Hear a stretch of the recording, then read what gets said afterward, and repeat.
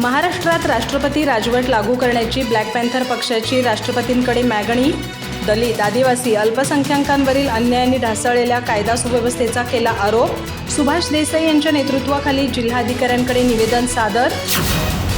Black panther पक्षाने महाराष्ट्र सरकार बरखास्त करून राज्यात राष्ट्रपती राजवट लागू करण्याची मागणी राष्ट्रपती द्रौपदी मुर्मू यांच्याकडे केली आहे. राज्यात संविधान विरोधी वातावरण निर्माण झाले असून कायदा सुव्यवस्था पूर्णपणे कोलमडली आहे.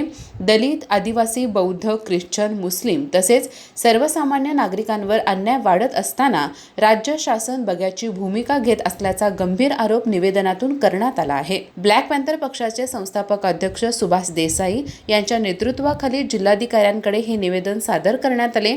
या निवेदनावर संदीप कांबळे, प्रिया शिरगावकर, दयानंद कांबळे, विश्वास कांबळे, अर्जुन शिंदे, कल्पना कांबळे, प्रियंका माने, तानाजी गोंधळी, प्रवीण निगवेकर, आनंदा सातपुते, सुरेश सातपुते, मधुकर कांबळे, अंकुश कांबळे आणि सिद्धार्थ कांबळे यांच्या सह्या आहेत. निवेदनात राज्य सरकारवर अधिकाराचा गैरवापर करून संविधान विरोधी आणि लोकशाहीला घातक ठरणाऱ्या कृत्यांना पाठीशी घातल्याचा आरोप करण्यात आला आहे. राज्यात जास्तीत जास्त आणि धार्मिक ध्रुवीकरण वाढत असून काही विशिष्ट समुदायांना संरक्षण दिले जात असल्याचाही दावा करण्यात आला आहे. राज्यातील वाढती गुन्हेगारी, पुण्यातील कोयता गँगचे थैमान, आमदारांकडून दिल्या जाणाऱ्या धमक्या, धार्मिक तेढ निर्माण करणारी वक्तव्ये आणि सामान्य नागरिकांच्या सुरक्षिततेवर निर्माण झालेला प्रश्न यांचा उल्लेख निवेदनात करण्यात आला आहे.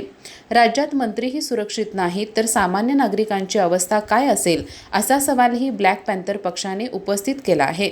सार्वजनिक आणि प्रशासकीय संस्थांमध्ये धार्मिक स्थळांना प्रोत्साहन दिले जात असल्याचा आरोप करत राज्यघटनेतील निधर्मी तत्व धोक्यात आल्याची भूमिकाही निवेदनातून मांडण्यात आली. ज्येष्ठ अभिनेते नाना पाटेकर यांनी महाराष्ट्रातील परिस्थितीबाबत व्यक्त केलेल्या नाराजीचाही उल्लेख करण्यात आला आहे.